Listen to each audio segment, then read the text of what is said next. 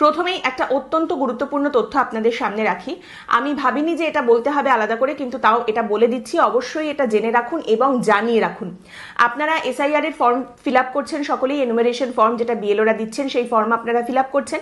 সেখানে আপনার মোবাইল নম্বরটা দিতে হবে, এটা বাধ্যতামূলক। আপনার মোবাইল ফোন নাম্বার আপনি ফর্মে দিচ্ছেন, কিন্তু আপনার ফর্ম জমা দেওয়ার পরে যদি আপনার কাছে কোনো ফোন আসে এবং আপনাকে বলা হয় যে আপনার ফোনে একটা ওটিপি গেছে, সেই ওটিপিটা তাড়াতাড়ি আমাদের দিয়ে দিন, তবেই কিন্তু এসআইআর এ আপনার নাম উঠবে, ভোটার তালিকায় আপনার নাম উঠবে। তাড়াতাড়ি ওটিপিটা দিতে হবে। আমরা এই মহকুমা শাসকের অফিস থেকে বলছি বা নির্বাচন কমিশন থেকে বলছি, এরকম যদি বলে আপনার কাছে ফোন আসে, অবশ্যই করে এই ওটিপি দেওয়ার কাজটি করতে যাবেন না। ওটিপি দেবেন না। আপনাকে যদি বলা হয় যে আপনি ওটিপি না দিলে আপনার মোবাইল নম্বর ভেরিফিকেশন হবে না, আপনি ওটিপি না দিলে আপনি ভোট দিতে পারবেন না, ভোটাধিকার হারাবেন, আপনাকে ধরে নিয়ে চলে যাবে, জেলে পুরে দেবে, এ সমস্ত বললেও ওটিপি দেওয়ার কাজটি একেবারেই করতে যাবেন না। এটা নিয়ে কিন্তু একটা আলাদাই দুর্নীতি, একটা আলাদাই স্ক্যাম চলছে। অবশ্যই করে ওটিপি দেবেন না।